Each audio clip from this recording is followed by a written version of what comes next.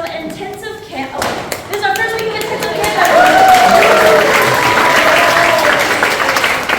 We have started building up this education department 2 years ago, and so as our third year, we might as well start our intensive camp so we can launch our youth company, so we can do musicals and plays in the fall, so that we can spend a little bit more time than just a week on rehearsing and putting on a show. So without the support of you guys, this program wouldn't be on its feet today. So thank you so much for allowing us to do that. Give a round of applause to yourselves.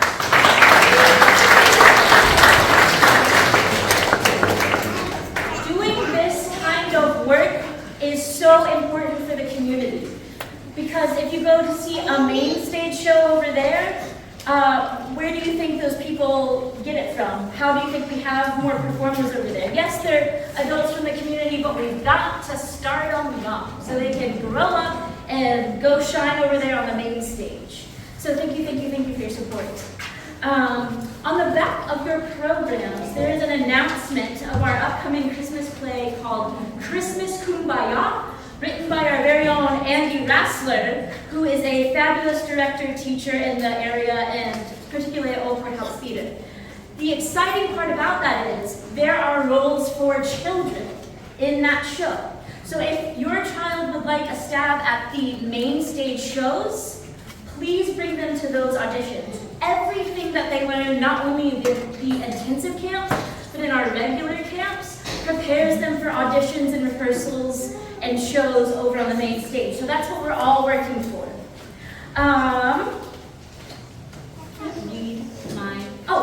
So there is a donation box right over here. If you feel led to give us any amount, any little bit helps us. That would be so appreciated. So what's different about intensive camp is that we start to dive more into scene work and into techniques.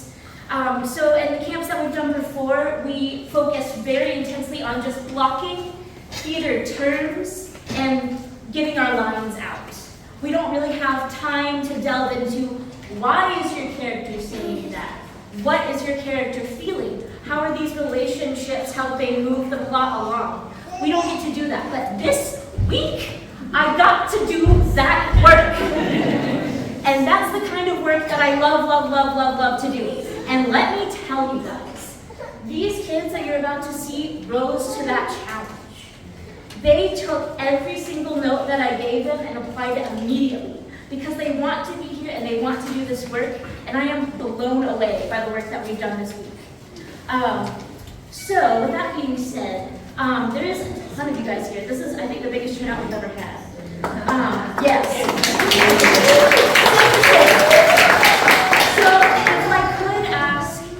If at all possible, keeping the noise down as much as possible, just because they have a lot to compete with, and we want to be able to hear everything they're saying.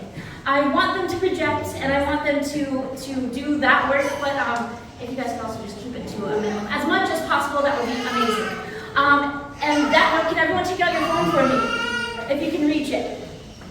And if you would, please put it on airplane mode or turn it off. We will be recording this production and it will be sent out to you. I just ask that we have that extra help in the audience with turning off our phones.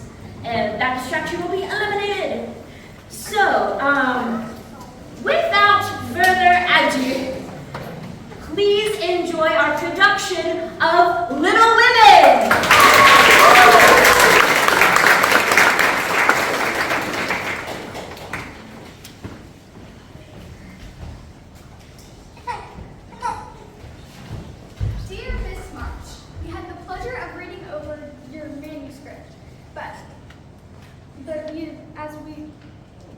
While it was a rather charming, constructive piece, we are unfortunately unable to represent you at this time.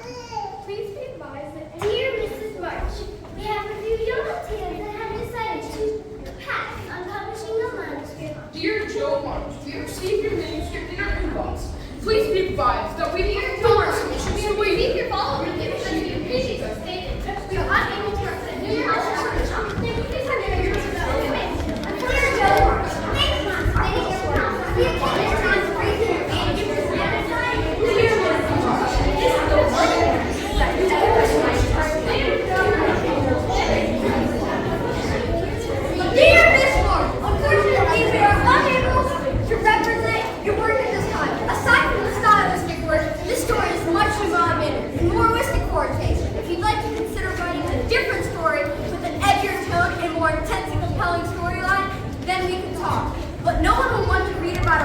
Alcott's family of all girls. Unfortunately, We are unable to publish your work at this time. Hey, watch it. Slow down.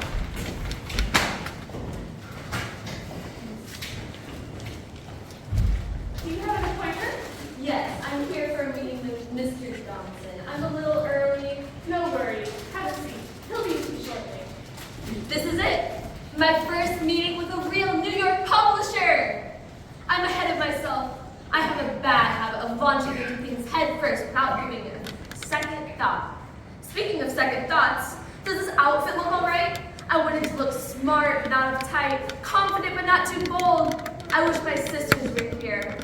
Meg would make me feel better about my outfit. Beth would bring me back down to earth. And Amy would annoy me just enough to make me forget all my nerves in the first place. But they're not here. It's just me. I'm on my own for the first time ever, and it's not at all what I expected. This place, New York I mean, is a terrifying, wonderful, exhilarating place to be. And all I can think about is how I wish they were here with me.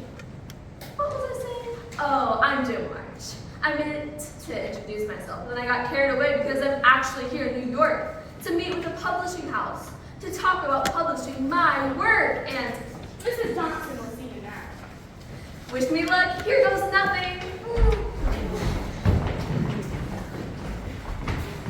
Mommy, can I watch TV? What did your father say? I said absolutely not. Nice try, sweetie. Now head up to bed. Aw, man! Have you heard anything from Joe about the book? She got her first rejection. She's heartbroken. I'm sorry, Meg, sweetie. She'll get a bite eventually. I'm sure she will, even though Felicity has to throw her wrath. You look fine. I don't want to look fine. I want to look amazing and incandescent, exquisite for this event tonight. It's Joe. She got rejected. That's surprising. That Joe doesn't always get her way. Now, Amy, I only meant that. It's time that she learns that the real world isn't going to pave the way for her because she's Joe March. Now, Amy, let's try to be. I don't want to talk about her. How do I look? You look beautiful. No more Joe talk this evening, all right? All right.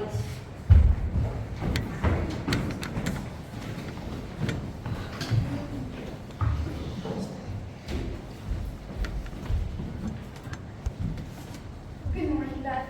It's me, Marty. The house is empty, and so I thought I'd spend the day with you, if that's all right. I miss you today. I miss you every day, but today it feels so much heavier than it usually does. Joe's manuscript came in well today. You know me. I'm no fashion gal, and I thought I insisted that she send it in email instead of electronic note, or whatever you kids use these days. You would laugh at me if you were here, sweet Beth. That old Marty of mine, you would say, so stuck in her ways. Maybe I'm stuck for a good reason. Maybe those ways that I'm so fond of were better. Better because they were simpler, full of wonder and awe. Those times were better because you were with us.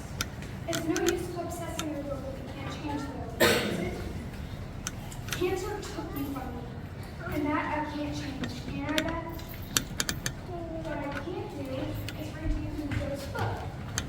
She's called it Little Woman. You know, that's what your father always used to call me. Little Woman. She said to me, to you, Beth, listen. My dear Beth, may we always be little women at heart. Chapter 1, Father's Letter.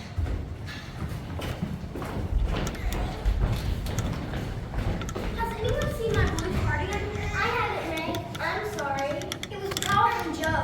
She must have used it for a costume for one of those plays she's always writing. We all know it wasn't me, Amy. You're the only one who steals Meg's clothes. Oh no, I didn't mean to cause. Of course I do. She always has the nicer things, and I always get the hand-me-downs. Amy, you always look beautiful. It's anything you wear. Aha! I see it in your bag, Amy. No, that's my towel. Sure it is. Now give it here. No, give it back! Stop it! Really, you two! Cut it out! I have a letter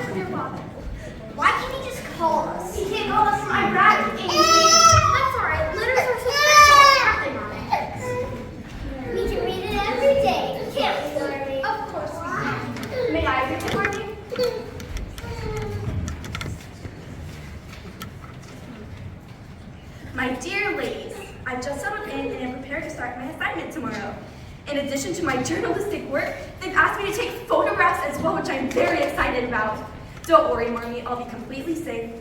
I love you all for being such good sports about letting me do my work where it is needed. I'm not sure you know how much deciding to take this job pained me, but I know that when I return home, you will have conquered yourselves and transformed into the little women you were all born to be. To my Joe, Beth, Meg, Amy, and Morby, you were all my world, and I love you with my whole heart. Father.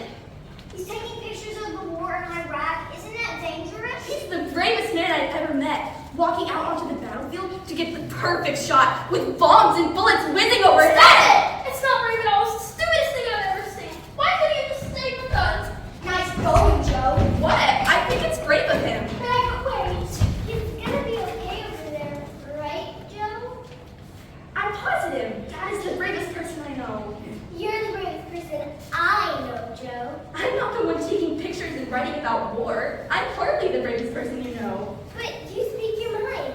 You know what you want and you know how to get it. I wish I were more like you. And I wish I were more like you. Race to the kitchen for a chocolate chip cookie? Yeah. 1, 2, 3. Hey, Brains!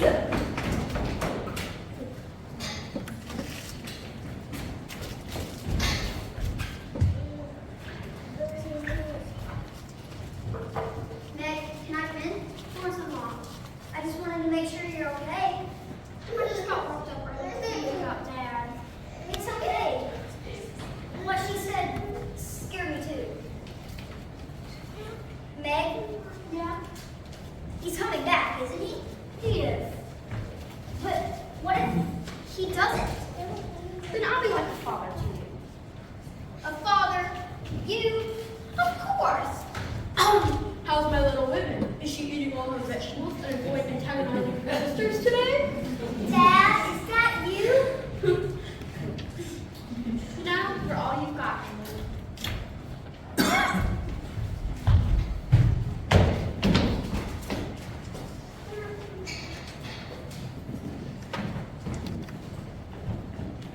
Mrs. March, come in.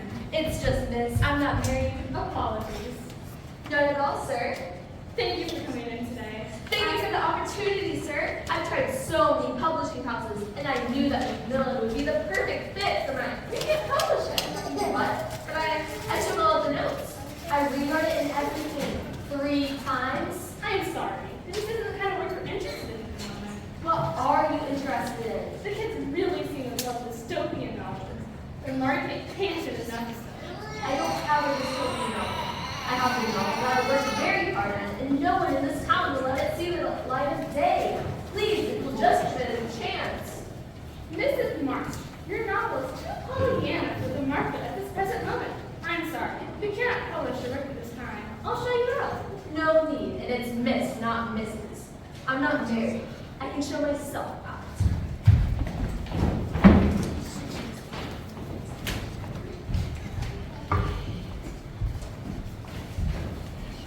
Joe has always worried me. You know, she's too much headstrong and willful. All my girls are so different, and it was so hard to figure out what you all needed and when. But you always needed that.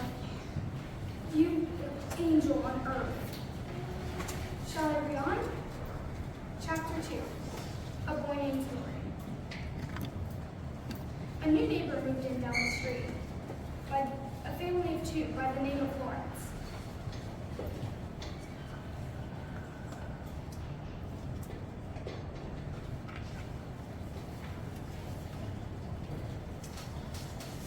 Mrs. Lawrence was extremely wealthy and threw lovely New Year's Eve parties so that everyone could get to know both her and her son, Theodore.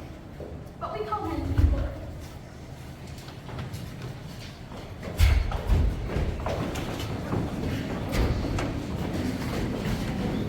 Joe, put that book away. I didn't even want to come. These are a complete waste of time. I don't want to talk to anybody here, and I don't have anything to say. Oh, always have something to say. Because I know you'll always listen. Please, just let me find a bathroom or a corner so I can read in peace. Absolutely not. Good evening, ladies. Don't My name is Big March, and this is my sister Joe March. Oh, you're too, What a lovely house you have. you're too kind. Have you ladies gotten a chance to we dance? We're having a little competition. A dance competition? Oh no, don't mention a competition around Joe. We got a competitor on our hands today. Let's see what you've got. I'll take that challenge. Next up on the dance floor, Lorian. Joe March. Lorian, Joe March. Winner misses the ultimate dance dance champion. Me.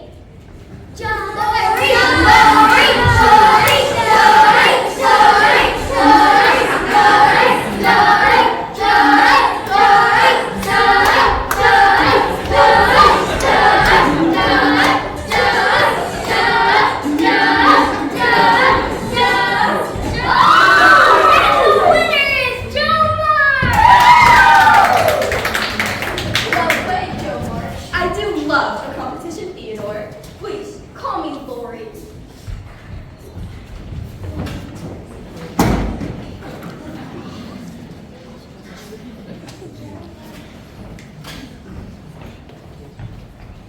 Beth, Amy, it's time to get ready for bed. It's not fair that Meg and Joe get to go to the New Year's Eve party and I have to stay here. I want to have some fun. Now, Amy, you know perfectly well because they're older than you. And when you're their age, you can go to as many parties as you want. Mommy, Joe in the dance competition. What? It's true. They were having a wee dance competition and I beat Lori. Who's Lori? The Lawrence boy. Wow, what an evening. You'll have to tell me about it in the morning. It's past everyone's bedtime. Yes, Marty. Good Good night.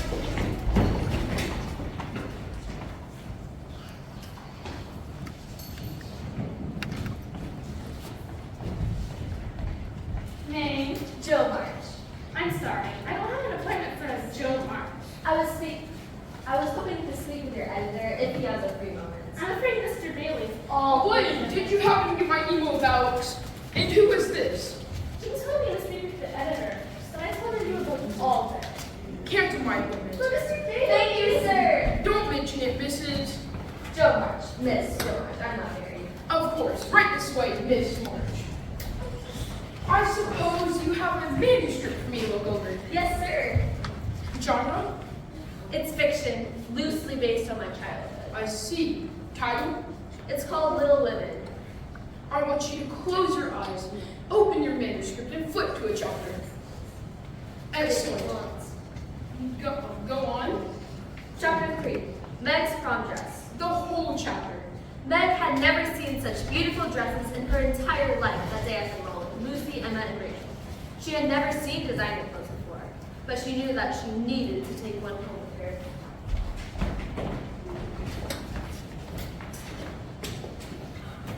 That is your color, Meg. It absolutely is. You're buying it, right? Well, it costs over half my savings. I don't think I can afford it. Really? This is like nothing to us, right, girls? My mom has like 8 of these. Yeah, come on. You can always make more money. You got the rest of your life. Are we gonna do photo shoots? Well, okay. Dress, you're coming with me. Meg slumped in the door of the March residence, eager to show Marmy and the girls her beautiful new designer dress.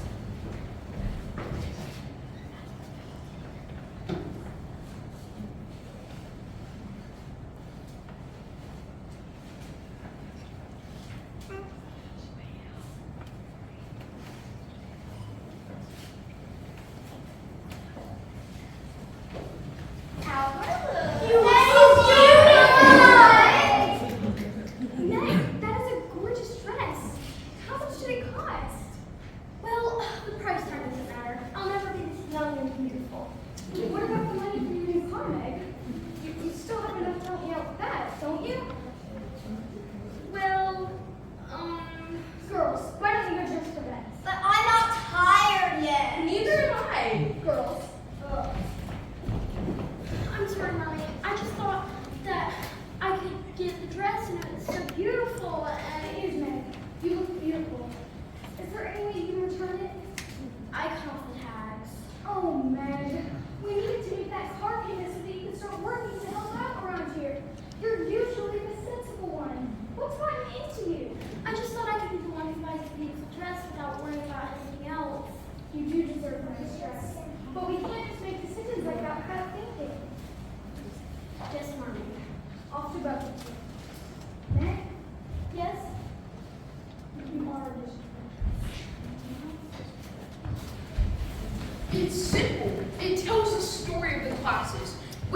can't afford the nice choices and which ones have to debate between what they need and what they want. Exactly.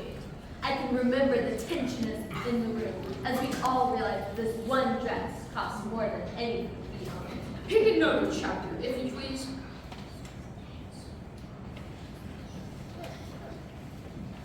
Chapter 7, Clarissa's Wish. I had written what I then considered to be my greatest piece, a play entitled Clarissa's Wish. We would perform it for the neighborhood for Christmas, and it was sure to be the talk of the town.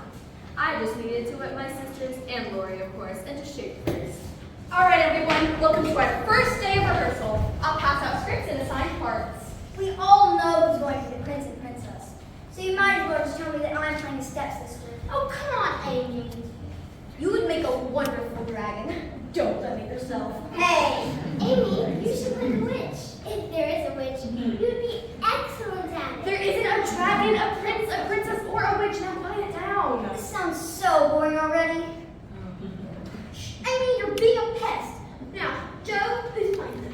Meg, you'll be playing Clarissa, the damsel in distress. Wow, what a surprise. Hush. Beth, you'll be playing the fairy godmother. Yes. Will I sit a pair of wings? Anything you want, my sweet Beth. Lori, you'll be playing Sir Lancelot. Yes. Do I get a sword? A wooden one if you can be trusted with one at all, Mr. Lawrence. Hey, Oh, Amy, do I have a part for you? what is it? Oh, Amy, only the perfect role for you. Okay, spit it out already. Drum roll, please. You'll be playing the part of the Bridge Troll. Fine. I'll be the best bridge troll you've ever seen. That's the spirit, Amy. We know you'll do great. The play went on with only a few stumbles along the way, and a few creative disputes between the two most headstrong marchwomen. It was only after the play closed that the real problems began. Marmy, come here quick. What is it? What's wrong? Amy burned my binder. What binder? This one. The one with all of my finished plays and manuscripts. I have my favorite pieces in here. Words that I slaved over and loved as much as my own family. She burned them because I made her play a bridge troll. Amy, will you come here, please? Yes. Did you find Joe's binder? What binder? This one. The one with all of my work inside of it. You know how hard I work on these. You know what they mean to me, and you burned them. How could you? I didn't do it. Do you have any guesses as to why the binder might be burned then? She did it. We all know she. I did it. I burned him. She made me play a bridge troll. I hate her stupid plays, and I hate her. Don't tell me you two follow the same guy. No, it wasn't like that. I highly doubt that. Keep reading. I want to know what happens next. Of course. Chapter 8. House sitting for the Lawrence family. Beth agreed to house sit for Mrs. Lawrence while she was out at work. It was a simple business, like watering the plants, sorting the mail, and doing his grocery shopping for her. It was the perfect summer job for Beth, who was rather sickly and shy. One day, when her work was complete, she managed to work up the courage to play Mrs. Lawrence's piano. She loved playing the piano, and had to cut her lessons short due to financial reasons. She had been eyeing the piano for weeks and felt a rush when she pressed down the first key. I didn't know you played. Oh, Mrs. Lawrence, I'm so sorry. I didn't know you'd be back so soon. Soon. It's like 6 o'clock in the evening. 6 o'clock? Mommy must be worried sick. I'm sorry. Time just slipped away from me. You play beautifully. Where'd you learn? I used to take lessons, but I can't anymore. Because, You're well... welcome to use my piano anytime you like. I wish Lloyd would take lessons, but I'm afraid that boy just doesn't have the patience. Really? Oh, thank you, Mrs. Lawrence. Beth visited Mrs. Lawrence every evening and played with her for an hour or two each day. The two became fast friends until one day, when Beth missed their afternoon appointment, Mrs. Lawrence, seriously doubting what the girl had forgotten, called the girl's mother. Mrs. Lawrence? Hello? It's Mrs. Lawrence. I was just checking to make sure little Beth was okay today. She's never late for a piano appointment. Oh, Mrs. Lawrence. I don't know what to say. Goodness gracious. Is everything all right?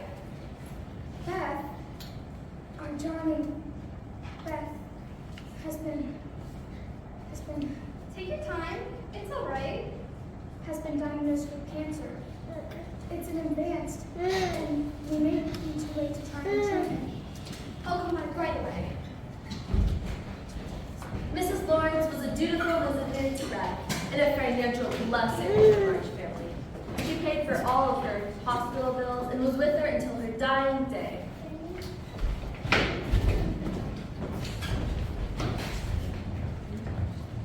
And now, so best family and friends would like to say a few words. Beth, I wish everyone in the world could be like you. You were the gentlest little soul, and I like to know everything without you. Beth, I'm so grateful I got to be your sister. You were the most insightful and so you. I will love you forever, my sweet girl. Beth, it's not fair that you're gone. Who will I turn to in my end of this destiny? You were always the better half of the Alcott sisters, and from this day on, I will always remember you. Beth, you're the only one who showed me a lunch notes from at school. I will never forget how kind you were and how you seemed to glow. I don't know how to explain it, but there's always a halo around you. Beth, I don't know if anybody else knows about you, but you had the most beautiful voice. I could hear you humming when you thought nobody else was listening. I love the sound of your voice more than anything else in the world. Beth, I don't know why, but you always said snacks, and you always knew when I was hungry, even without me telling you. I think it was part of your nature, and I will never forget how much you thought about others. Thank you all for those beautiful words. Now, let us bow our heads and have a moment of silence in remembrance of Beth March.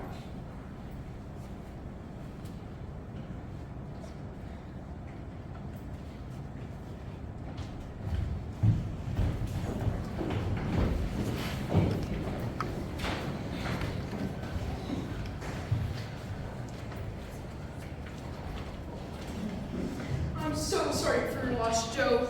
It was a long time ago. Will you read a happy chapter for me to turn things around? I could read you a meaningful chapter. I'll take it. Very well. Chapter 9. Amy paints a picture. Amy was a gifted artist. Her main medium was watercolor paint. She would create pieces of deep feeling and drama. She mostly kept her paintings to herself, for fear of the criticism she so freely gave others.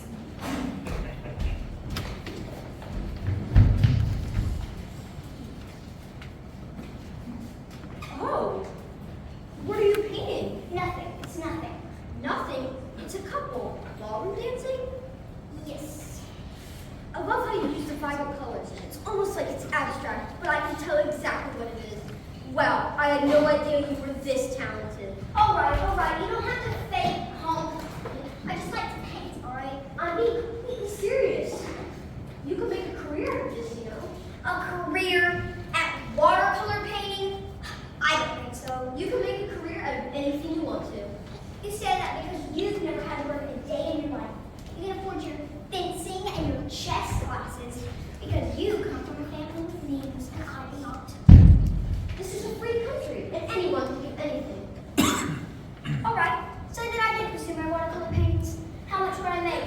$100, $200 a painting maybe? All while waiting tables and going to school?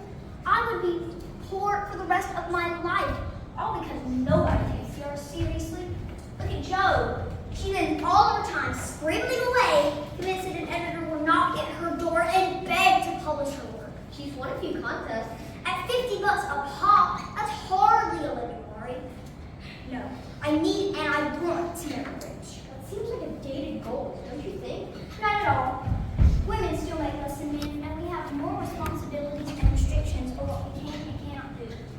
Say that I quit my side jobs and just focused on painting. I would be starving by the end of the month, crawling back on my hands and knees to beg Mommy for more money. No, I need to marry a rich man, and then and only then can I be secure enough to even think about making a living as an artist. You have no idea how scary that thought even is, because you're a man and your family is rich. Jo would never let these things stop her. I am not Jo! I am smarter than Jo is. I am more aware of the world than Jo is. Don't you dare compare me to her again, Lori. I mean it. I only meant to encourage. You have so much privilege it makes my head spin. Sometimes I'm glad I'm not rich like you are. At least I have common sense, some talent and ambition. All you and Jo do is walk around like you're the king and queen of the world. I, for one, will laugh harder than I've ever laughed before in my life when things don't turn out the way you both think they will. I will laugh into my husband's dollar bills that I live comfortably on. Good grief, I can't talk to you when you're like this. Then maybe we should talk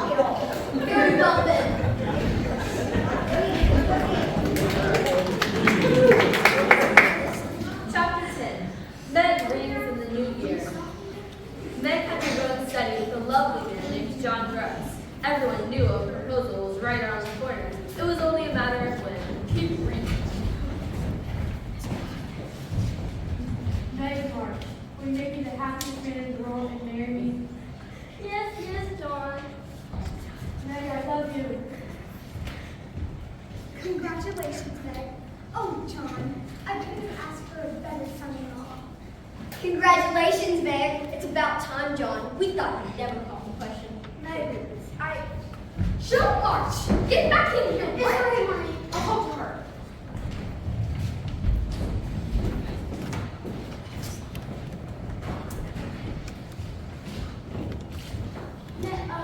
Joe, can I come in? Yeah, Meg, I'm sorry. What was that back there? I found a good ring from John and make it all about you. I'm sorry. I know it was a horrible thing to do, but who's going to start in my place? You'll be off in college, and you'll have a husband. I'm sure you'll find another actress to star in your place. But they won't be as kind as you, or as talented. I'm losing you, Meg. I'm losing you to a guy. You're too young to get married. You should call it off before it's too late. We'll move to New York together. You can audition for Broadway because, well, we all know you're good enough to make it. And I can hit the pavement to sell my stories. And together, we'll take New York City by storm. Just think about how awesome that would be. Just you and I, with no one to come in between us. No one to stand in our way. Tell him you can't marry him. You know what? If it's too much, I can say something. No, Joe, I want to marry him. I want to have a home and raise beautiful children. This is what I want, Joe. You're making a mistake. Then it's fine to me. Just because we have different dreams doesn't mean yours is the right one. The Evo experience baffles me. I have one more chapter left. Can I read it? I was just about to ask. Chapter 11. Another answer to another question. It was winter break and the first time in a year that Joe and Lori got to see each other. Lori! Joe, man, am I glad to see you. You're almost as tall as I am. Cut it out. I always am taller than you are. Hey, want to go to dinner? Sure, you're paying. Don't I always? We're so be nice for once.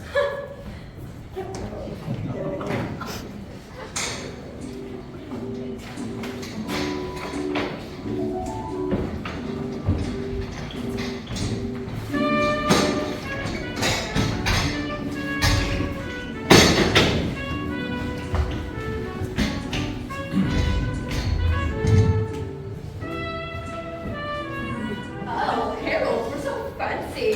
What's wrong with the Burger Shack? I thought I'd take you somewhere nice for once, since we haven't seen each other in a while. Alrighty then. Could I interest you two in our fine wine selection? Oh, no thanks, we're good. We'll take your finest champagne. They ate course after course and laughed until they cried, catching up on old times and filling each other in on what was new in their lives. Then Lori got unnaturally quiet. Joe, will you marry me? What? Will you be my wife? Lori, what? It's always been you, Joe. I've loved you our entire lives, and I know you feel it too. You and I could be unstoppable together. Please say yes. Lori, you know how I feel about marriage. You know how much my writing means to me. I want to live my life as a free woman who isn't tied down to anything or anyone. I know you think that, but you'll change your mind. And I would never tie you down. Not consciously, Lori, but you would hate that I spent all my time writing. We would fight all the time. We're too similar. You know that. We would grow tired of each other in the first year. And then what? Our friendship flies out the window in a bitter divorce? No, I cannot have that. My life will not be that way. I cannot marry you. Joe, you love me! Lori, you are my dearest friend, but you are dangerously close to ruining what we have. If you cannot accept my answer, it's no!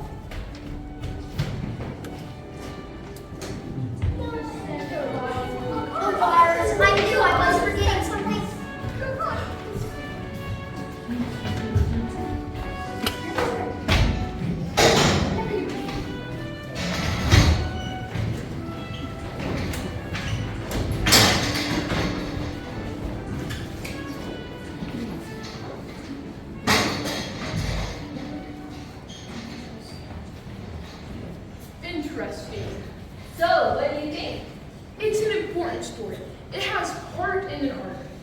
It's timeless.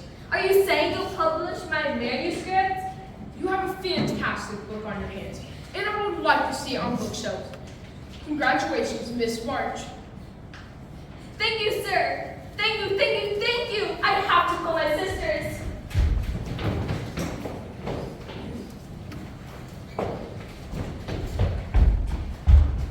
Marmy? Joe? I got the book deal. Little Women is going to be published. Oh, my fierce girl. I knew this would happen. Go out and celebrate tonight, will you? I will. I have to call Amy and Meg. Talk to you later. Of course.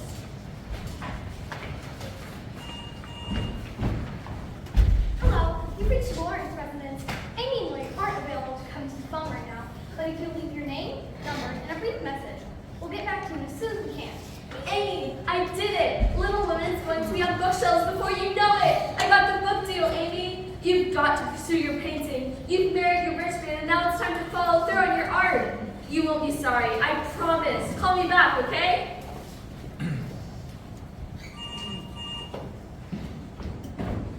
Hello? Hey, kids, not cool. Sorry, who is this? It's Joe.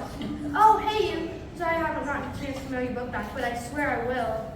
It doesn't matter. Listen, I got the book deal. Little Women is going to be published soon. Ah, oh my goodness, I'm so proud of you, Joe. Can you send me a signed copy? I will. Oh, you will not believe how many editors have rejected me. I was beginning to think What did that I just say? Put that down. I'm so sorry, Joe. The kids are out of kids. Can I call back once you put them to bed? Of course. Joe, wait. I was just wondering, would you like to get a drink? To celebrate, it's my treat. I'd like that, Mr. Bailey. I'd like that a lot.